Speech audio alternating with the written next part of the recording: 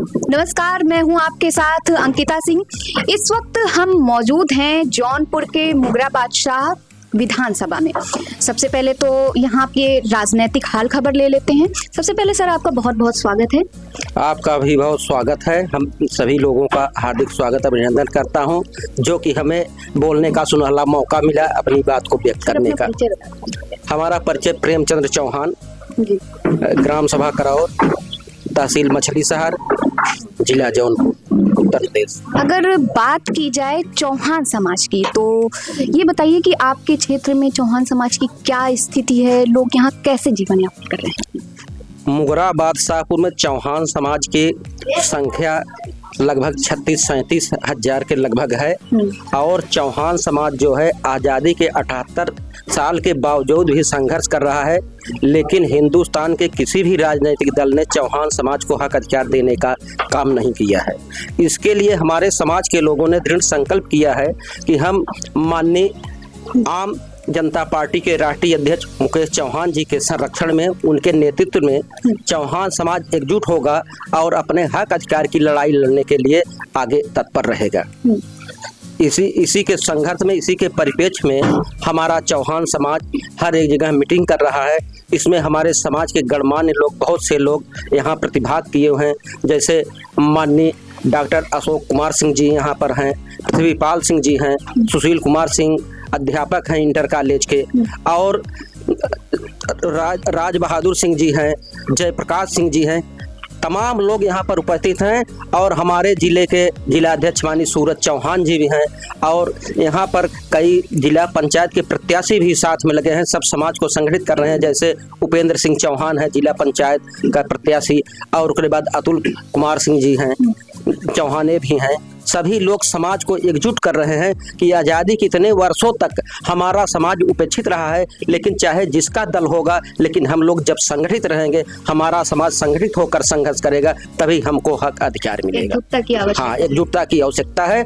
और यही नहीं, हमारा समाज उत्तर प्रदेश में ही नहीं, केवल पूर्वांचल में ही नहीं, बल्कि संपूर्ण उत्तर प्रदेश में है, और झारखंड, बंगाल और अन्य प्रदेशों में हर जगह हमारा चौहान समाज पाया जाता है। लेकिन अब यह मुहिम चलाई जा रही है पूरे हिंदुस्तान में कि चौहान संगठित होकर के अपने हक अधिकार के लिए मांग करें, और जो राजनीतिक दल हमको हक देगा उसके साथ हमारी पार्टी खड़ी रहेगी। हमारे माननीय मुकेश चौहान जी जो राष्ट्रीय अध्यक्ष हैं, वे जो हैं संघर्ष कर रहे हैं, दिशा निर्देश दे रहे हैं। उनके बताए हुए रास्ते पर पूरा चौहान समाज चलेगा और एकजुट होंगे, तभी हमारा हक अधिकार मिलेगा। ये बताइए कि आपके क्षेत्र में किस पार्टी का दबदबा अधिक है? कि हमारे समाज की जब तक जिले में भागीदारी नहीं होगी, जब तक राजनीतिक दल जिले से एक टिकट नहीं देंगे, जैसे इस जिले में 9 विधानसभाएं हैं, तो एक सीट के लिए 1-2 सीट चौहान समाज को चाहिए। इसी के लिए हमारा समाज संघर्ष कर रहा है कि आज़ादी के बाद अगर हम लोग आज भी लकीर के फकीर होते रहेंगे तो यह ठीक नहीं होगा। यह हमारे माननीय जिला अध्यक्ष, राष्ट्रीय अध्यक्ष और संपूर्ण समाज के लोग, पूरे उत्तर प्रदेश में मुहिम चलाई जा रही है हमारे समाज की, कि जब तक हम लोग संगठित नहीं होंगे, ऑर्गेनाइज नहीं होंगे, तब तक कैसे हम लोगों का भला होने वाला है। जैसे कि अभी एक पार्टी का उदय हुआ है, आम जनता पार्टी सोशलिस्ट, जिसके राष्ट्रीय अध्यक्ष मुकेश सिंह चौहान जी हैं, तो उनको लेकर आपकी क्या राय है? अन्य नेताओं से वो किस तरह से अलग है? क्या उम्मीदें हैं आपकी? नहीं, उनकी बहुत बड़ी उम्मीद है।